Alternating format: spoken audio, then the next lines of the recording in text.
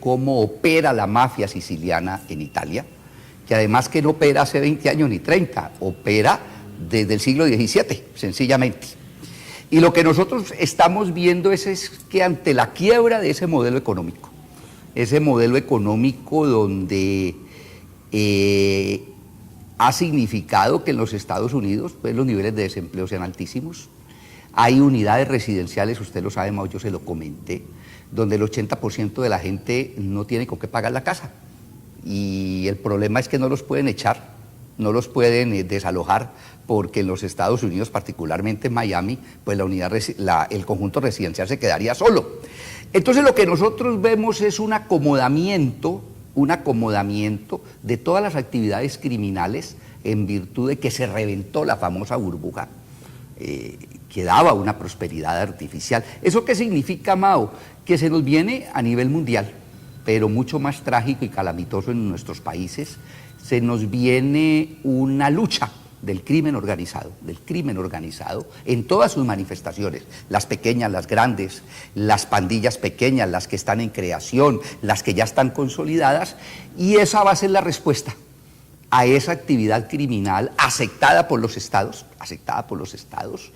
y esa va a ser una respuesta muy compleja y muy complicada. Va a tener características y caracterizaciones diferentes. Una cosa es la criminalidad en países que tienen políticas de muchos años represivas contra el crimen, y otra, en el caso nuestro, donde el acomodamiento y la lucha del crimen organizado por quedarse con los territorios, Mario Alfonso, se va a reflejar en las grandes ciudades.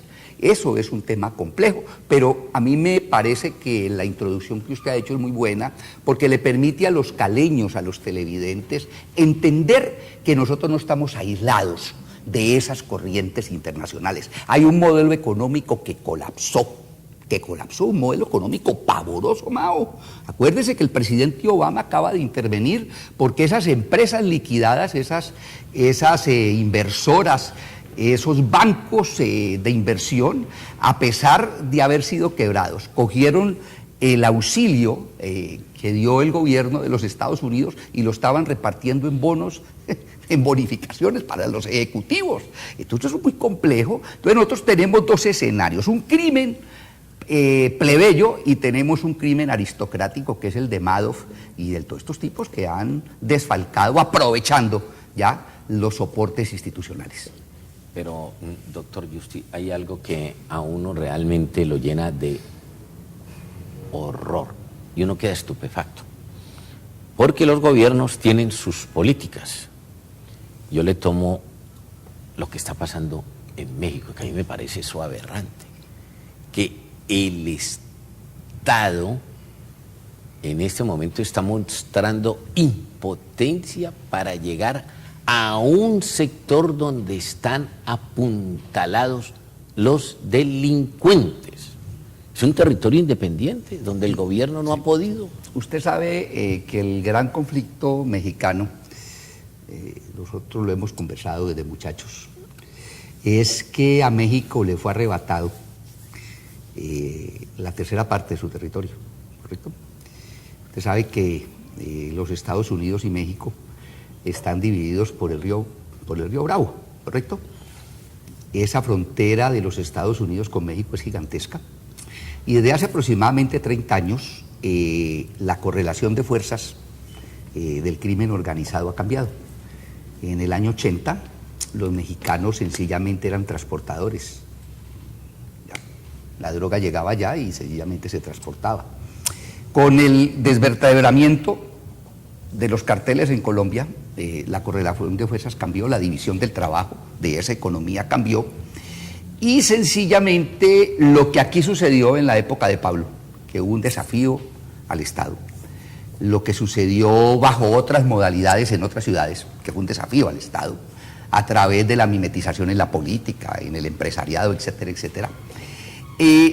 Se está trasladando a México con una característica muy especial. Allá no hay que disfrazarse de político para desafiar el Estado. allá es sencillamente la organización criminal. ¿Por qué? Porque es que Directamente, porque es que sencillamente el manejo de la frontera no admite términos medios. No admite términos medios. O se controlan las ciudades que tienen que ver la frontera o sencillamente se pierde el negocio. Entonces es un enfrentamiento entre una economía. La revista Semana Mao tiene una entrevista bien interesante del autor del libro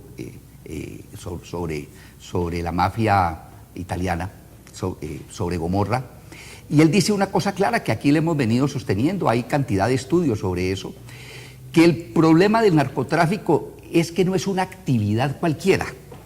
El narcotráfico es un modo de producción, es una economía, como cualquiera, como la economía cafetera, como la economía petrolera, ¿correcto? Entonces, en ese sentido, lo que acontece en México es que para que haya control de esa frontera, tiene que suplantarse al Estado, ¿correcto? Entonces son organizaciones donde sencillamente lo que aconteció en Colombia, lo que se desactivó en Colombia, es un reflejo de lo que allá sucede. Lo que pasa es que allá son instituciones, dado la manera de ser, las características mexicanas. Acuérdense de que en México, esto lo hemos comentado, hay fincas que empiezan en México y terminan en California, ¿no? Tipos que han tenido toda la vida eso. Y así ha funcionado la economía del narcotráfico. Entonces lo que hay allí es eso, ¿no? Es una decisión del crimen organizado de enfrentar al Estado porque es la única manera de controlar la frontera y controlar el negocio. Ya los mexicanos no es como en el 80 Mao, que recibían la droga y no, es que son los grandes gestores. Eso es lo que sucede. Pero Miguel, a uno le llama la atención que el Estado mexicano haya sido impotente, porque ellos los han enfrentado y no han podido, Miguel. Mire, yo conozco una anécdota de una amiga mía que está de asesora de un alcalde de uno de los municipios del Distrito Federal. Resulta que esta niña, allá en México, implementó algunos puntos de la política pública de seguridad de Cali. Las cosas de la vida, se le apareció esa oportunidad a ella. Y resulta que cuando estaban ya haciendo los acomodos, las entrevistas, le tocó conversar con el jefe de la policía, Pasó el tiempo y resulta que de un momento a otro el jefe de la policía apareció siendo un agente de uno de los carteles. Eso, un municipio del Distrito Federal. Correcto, lo que le da a usted una imagen, y yo tengo los recortes de prensa por internet, le da a usted una imagen de lo que es. Directamente él controlaba todo en ese municipio, entonces usted se puede imaginar lo que es eso, y obviamente el control territorial pues implica eso. Ahora, hay estados como el de Tijuana, por ejemplo, de una fragilidad total. Allá ya no hay estado. El estado desaparece cuando el crimen organizado lo suplanta. Nosotros no estamos acostumbrados a manejar la frase ni la visualización de cómo desaparece el Estado. El Estado puede tener 20 edificios, pero es que si el Estado no funciona, el Estado ha desaparecido. Y eso es lo que ha pasado en esos estados mexicanos. Fortunosamente nosotros, cuando el terrorismo de los años 80 y 90, el Estado no alcanzó a desaparecer, pero es que el Estado es suplantado. El Estado puede mantener el alcalde, puede mantener el Congreso, puede mantener todos los funcionarios, pero es que las grandes decisiones las toma el crimen organizado, y así está pasando en México. Pero Miguel, entonces ahí hay que contar con que las autoridades han sido infiltradas.